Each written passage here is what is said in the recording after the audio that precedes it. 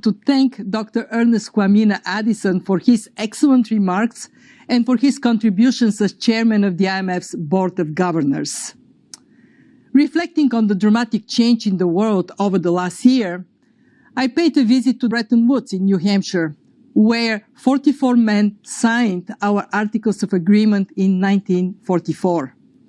Our founders faced two massive tasks: to deal with the immediate devastation caused by the war and to lay the foundation for a more peaceful, more prosperous post-war world. At the conclusion of the conference, John Maynard Keynes captured the significance of international cooperation as hope for the world. If we can continue, the brotherhood of men will have become more than a phrase, he said. As we look forward to welcoming Andorra as our 190th member, the work of the IMF is testament to the values of cooperation and solidarity on which a sisterhood and brotherhood of humanity is built. Today, we face a new Bretton Woods moment, a pandemic that has already cost more than 1 million lives, an economic calamity that will make the world economy 4.4% smaller this year and strip an estimated 11 trillion of output by next year. An untold human desperation in the face of huge disruption, rising poverty for the first time in decades. Once again, we face two massive tasks: to fight the crisis today and build a better tomorrow. We know what action must be taken right now.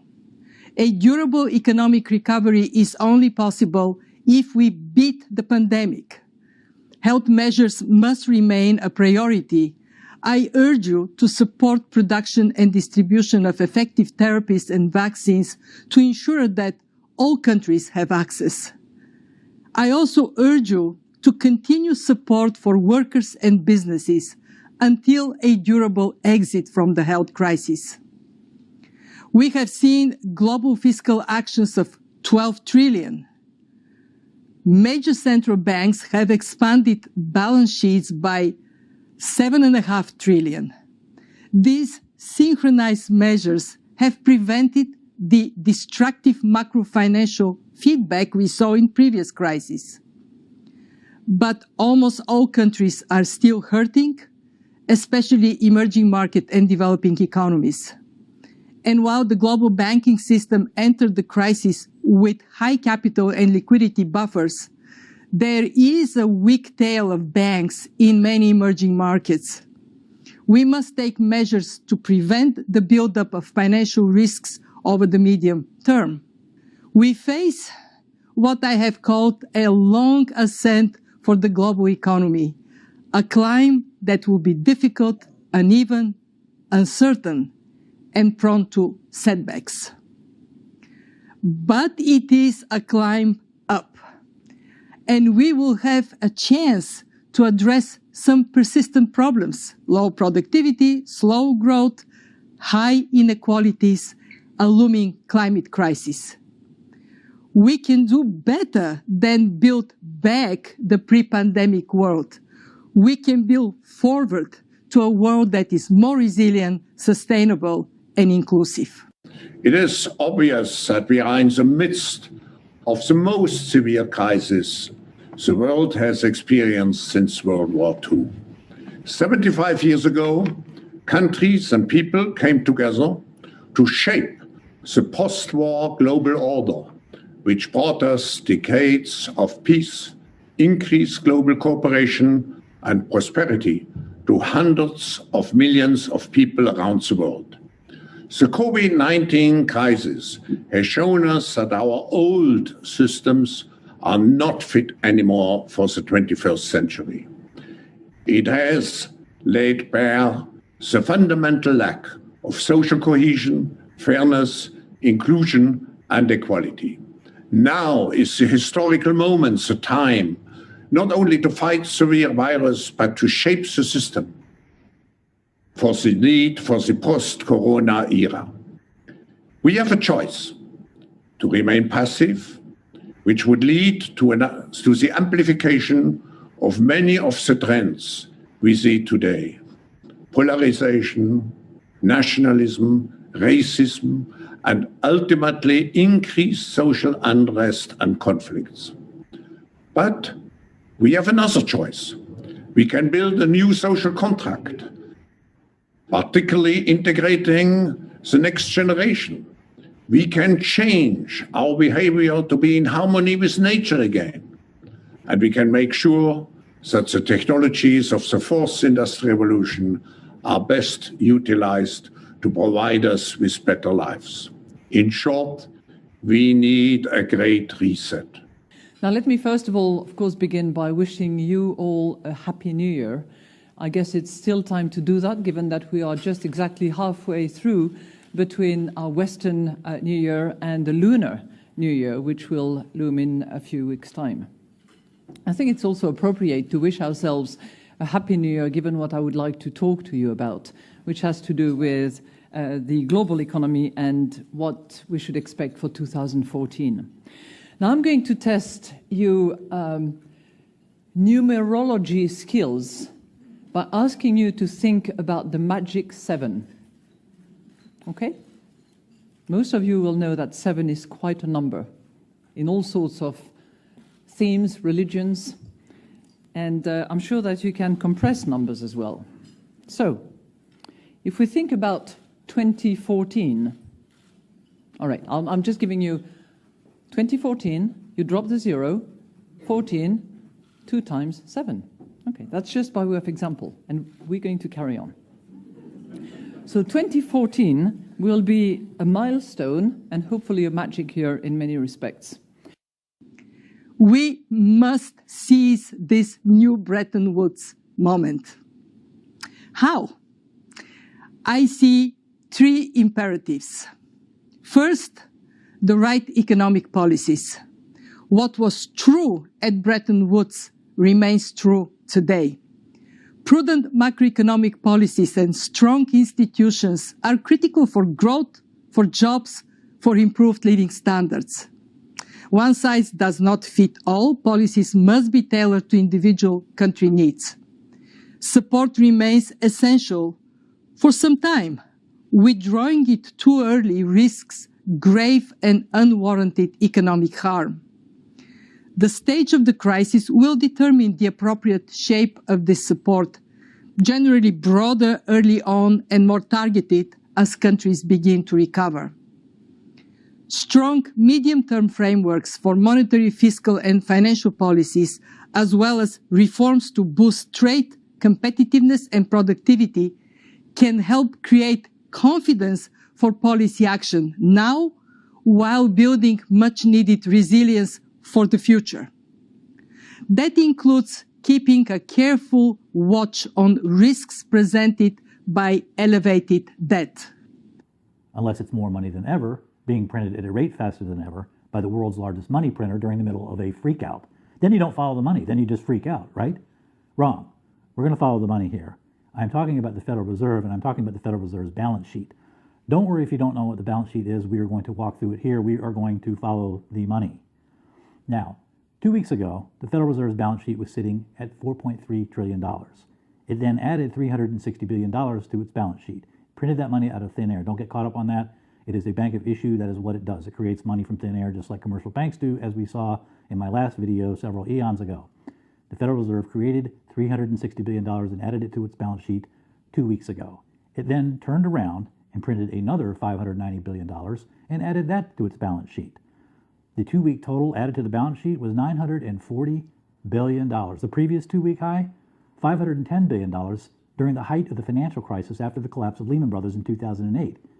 So 510 was the old record. $940 billion has just been added to the balance sheet, which now sits at $5.254 trillion. The previous balance sheet high was $4.5 trillion. set back in 2015. It thus took the Federal Reserve 100 years to get to $4.5 trillion, and we have now blown past that record by 15 or 20% in the space of 2 weeks. Something is going on. I think even the casual observer would acknowledge that much. Now, the Fed says, and you know this is coming, right? The Fed says it has to do this because of the coronavirus. And the coronavirus has harmed Main Street, and the Fed needs to print up all this money and ease credit conditions in households and businesses. And that's why it's taking these unprecedented steps with regard to monetary policy on its balance sheet. That includes keeping a careful watch on risks presented by elevated debt. We expect 2021 debt levels to go up significantly to around 125% of GDP in advanced economies, 65% of GDP in emerging markets, and 50% of GDP in low-income countries. The fund is providing debt relief to its poorest members, and with the World Bank, we support extension by the G20 of the debt service suspension initiative. Beyond this, where debt is unsustainable, it should be restructured without delay. We should move towards greater debt transparency and enhanced creditor coordination. I am encouraged by the G20 discussions on a common framework for sovereign debt resolution, as well as on our call for improving the architecture for sovereign debt resolution, including private sector participation. We are there for our member countries, supporting their policies.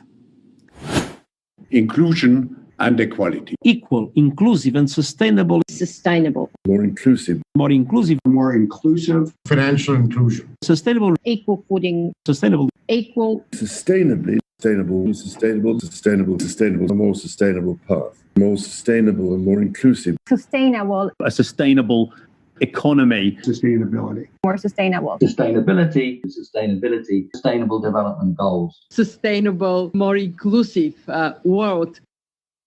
This must be for people. My second imperative.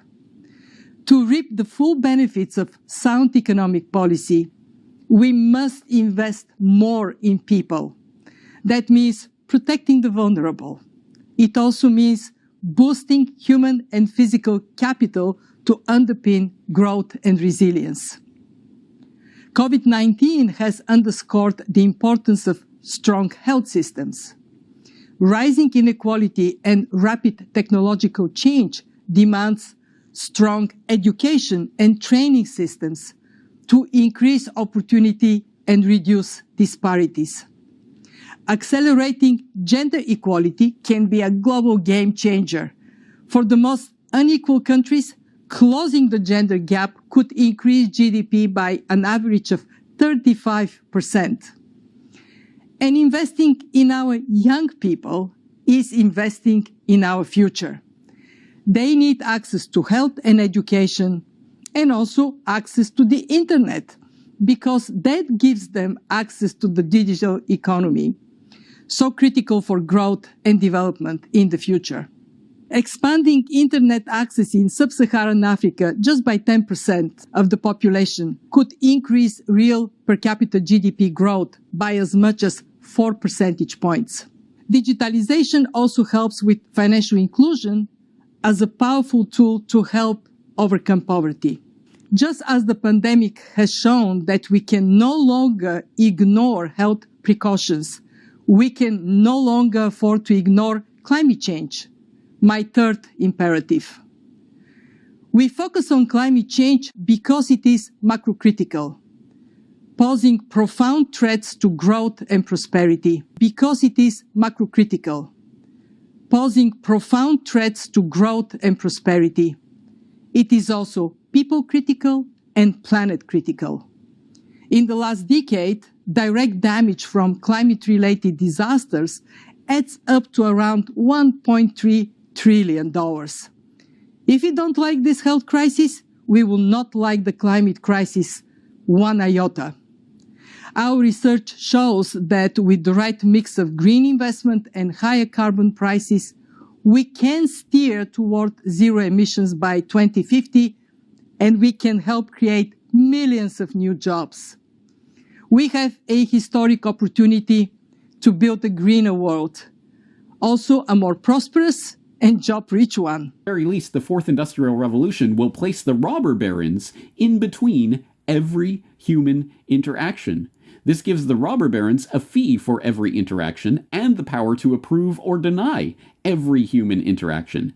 It is every human's duty to prevent this infrastructure to gain government monopoly status and universal public acceptance, undermine everyone who is part of the robber baron class. If they sell eggs, smash them or make them unable to sell them. Keep them up at night. Let your dog urinate on their lawn, and so on and so on. Never surrender. Once you begin to fight back, your life will have meaning. Try a small gesture today and see how great it feels, or not. The choice is yours. A prosperous and job-rich one. With low interest rates, the right investments today can yield a triple dividend tomorrow. Avert future losses, spur economic gains, save lives, and deliver social and environmental benefits for everyone. At the fund, we are working tirelessly to support a durable recovery and a resilient future as countries adapt to structural transformations brought on by climate change, by digital acceleration, and the rise of the knowledge economy. Since the pandemic began, we have committed over $100 billion, and we still have substantial resources from our $1 trillion in lending capacity. We will continue to pay special attention to the urgent needs of emerging market and low-income countries, especially small and fragile states, helping them to pay doctors and nurses and protect the most vulnerable people and parts of their economy. Our unprecedented action was only possible thanks to our members' generous support. The doubling of the new arrangements to borrow and a new round of bilateral borrowing arrangements preserves our much-needed financial firepower. Members also have stepped up with essential contributions to our catastrophe containment and relief and poverty reduction and growth trusts. Is available from the World Economic Forum's website. I will, of course, throw the link into the show notes so that you can go and visit it yourself. And when you do, you will see that there is this spaghetti graph where all these different concepts are related to all these other different concepts, and it shows you the lines and how these different things affect each other.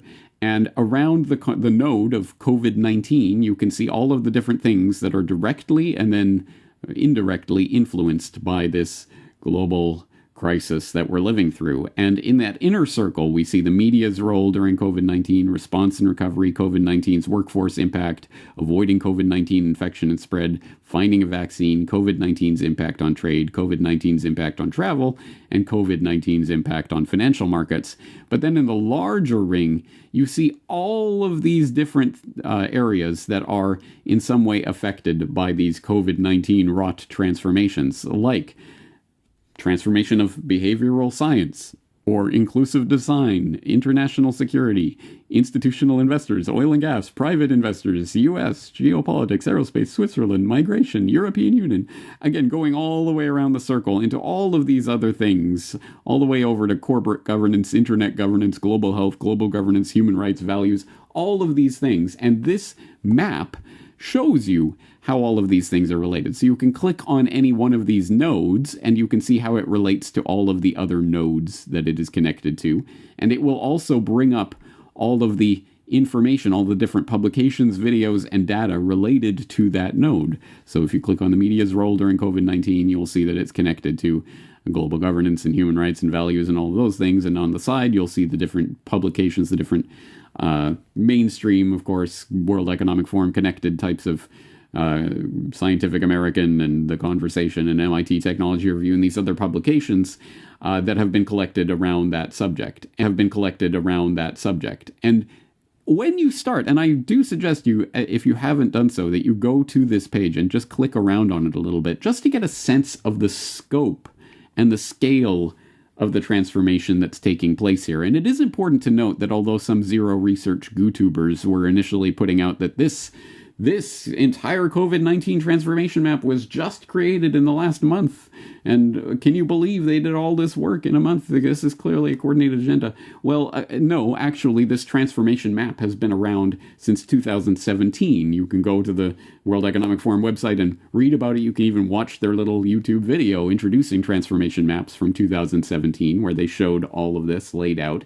It's just that COVID-19, that particular node, has been added to this map, obviously, since this generated crisis came about. But this is just a large database, essentially, of articles and information that are being collected by the stooges of the World Economic Forum and thrown onto this map in the appropriate node. So it creates this gigantic spaghetti graph. But actually, that underlines the most important point of this, that this is a pre-existing agenda that they are now just slapping this Great Reset COVID-19 label on, which really doesn't in any way explain what is happening right now. What is happening is this transformation of, as we have just seen, everything imaginable: global governance, internet governance, health, security, geopolitics.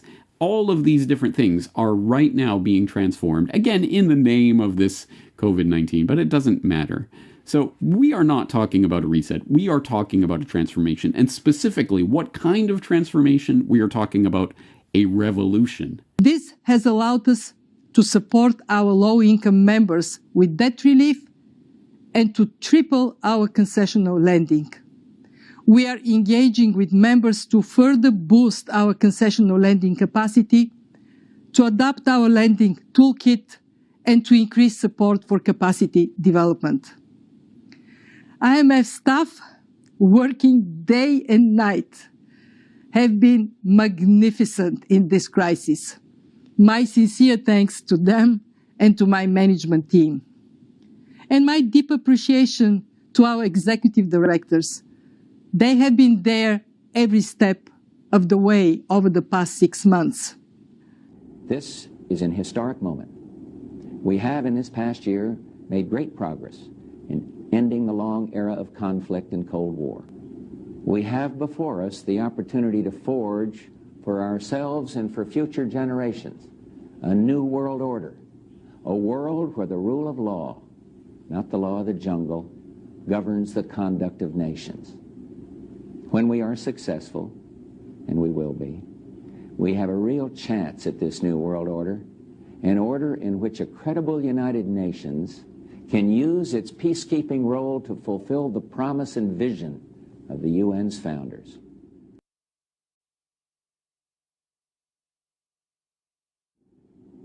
This is an historic moment. We have in this past year made great progress in ending the long era of conflict and Cold War.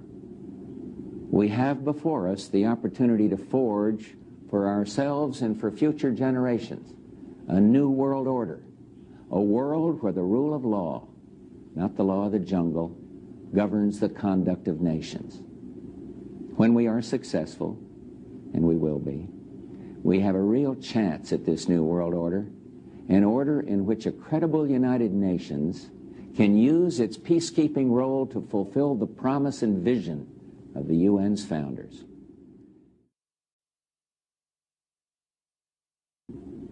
When we are successful, and we will be, we have a real chance at this new world order, an order in which a credible United Nations can use its peacekeeping role to fulfill the promise and vision of the UN's founders.